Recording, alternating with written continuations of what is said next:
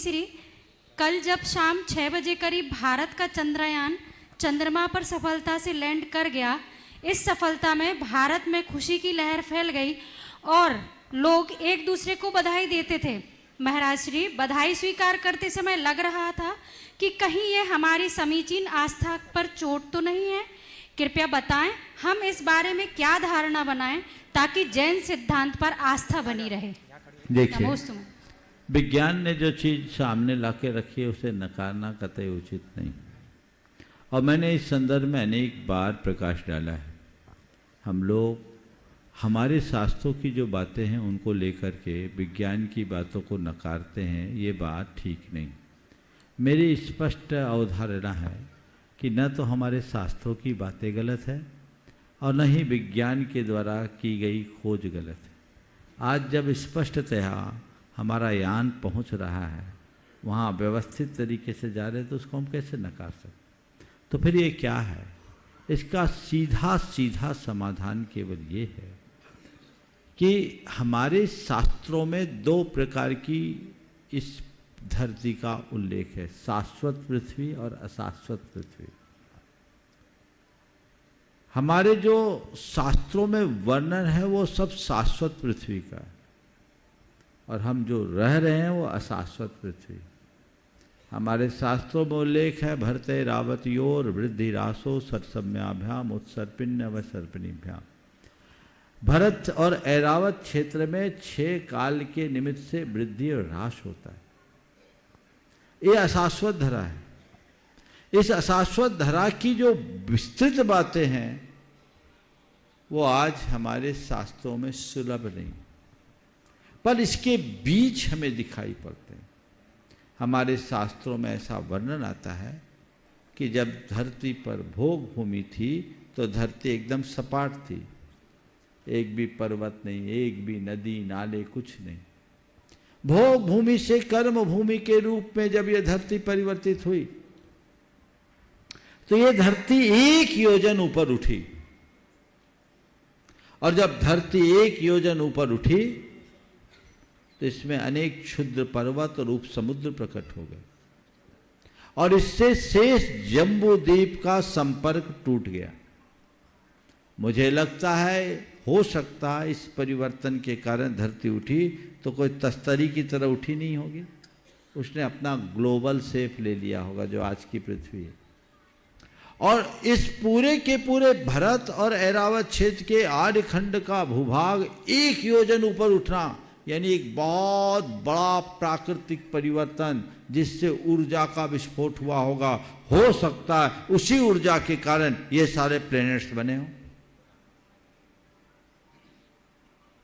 वो प्लैनेट्स हो जो इसी धरती का एक अंश बन करके उठ गया हो। एक संभावना हो सकती है, और वहां वो लोग पहुंचे हो।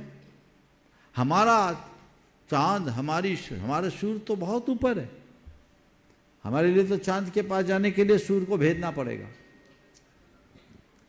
तो ये वो जो हमारा सूर्य और चंद्रमा जिनका वर्णन हमारे शास्त्रों में वहां नहीं पहुंचे, लेकिन ये भरत क्षेत्र, ऐरावत क्षेत्र के आर्य खंडों में होने वाले परिवर्तन के कारण ये संभावना हो सकती है। और इसके संकेत भी मिलते हैं हमारे कुलकरों में। एक कुलकर के काल में आता है सूरज चांद पहले भी थे, दिखते नहीं थे। मुझे लगता है प्राकृतिक परिवर्तन से ये सब दिखने लगे होंगे तो लोग घबराए होंगे, उनने बताया होगा कि ये सूरज चांद है, सॉल्यूशन दिया होगा। कुल मिलाकर मैं जो कह रहा हूं वही सही है, मैं नहीं कह रहा हूं, पर मेरा ये चिंतन है। काश हमारे सारे शास्त्र होते तो आज इन सब सवालों को हमारे पास जवाब होता। दुर्भाग्य है हमारे शास्त्रों के 6 माह तक होली जलाई गई। हमारे यहां एक उल्लेख आता है गंधहस्ती महाभाष्य का, जो तत्वार सूत्र पर आचार्य समंतभद्र महाराज की टीका थी, 16,000 श्लोक प्रमाण। आज वो नहीं है, उसका उल्लेख कई ग्रंथों में है। अगर वो ग्रंथ हमारे पास होते तो शायद बहुत सारी समस्याओं का समाधान हमें मिलता। इसलिए इन बातों को लेकर जिसे विज्ञान स्पष्टतया हमारे सामने दिखा रहा है, नकारना कतई उचित नहीं है। उसको उस दृष्टि से स्वीकार करने में कोई संकोच नहीं करना चाहिए। और जहां तक बधाई देने की बात है, तो चंद्रयान का सफलतापूर्वक आज विश्वमान्य लोकमान्य चंद्रमा पर पहुंच जाना पूरे भारत के लिए गौरव की बात है। इसमें क्या बात है? इसका गौरव प्रत्येक भारतीय को होना चाहिए। आगे चलकर ये कई बड़ी उपलब्धियों का कारण भी बन सकता है। और दक्षिणी ध्रुव पर तो शायद पहला यान पहुंचा है, ये एक और बड़ी उपलब्धि है। और इसको लेकर के हम कहे नहीं, ऐसा करने से जिन आगम के विरुद्ध चला जाएगा, ऐसा मत कहिए। हाँ, ये बात कहिए, कह सकते हैं कि भाई जिस चंद्रमा की बात ये कर रहे हैं, अभी वो असली चंद्रमा नहीं है, पर जहां गए लोकमान्य चंद्रमा है तो हम मान ले। जैसे आज जो परमाणु की बात साइंस करता है, जैन धर्म के अनुसार वो अनंत परमाणुओं का पिंड है, फिर भी हम परमाणु को परमाणु बोलते हैं कि नहीं बोलते? वह व्यवहार परमाणु है। इसी तरह हम व्यवहार चांद मान ले, क्या दिक्कत है?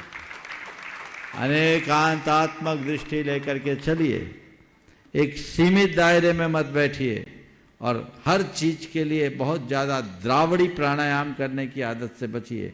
कुछ लोग खींच तान करके उल्टा सीधा सिद्ध करते हैं। ये जो चीजें हैं सो हैं, उनके पीछे कई कारण हो सकता है। और वो एक योजन धरती के उठने की बात बहुत सोचनी है। और जब प्रलय होगा ना, तो एक योजन नीचे तक धरती भी चूर चूर हो जाएगी। ये भी हमारे शास्त्रों में। तो एक बहुत बड़ा बदलाव उस काल में हुआ, उसका ये परिणाम में भी हो सकता है। ऐसा नहीं बोल रहा हूं मैं, क्योंकि आज मेरे पास सर्वज्ञ नहीं है, लेकिन ऐसा एक चिंतन है।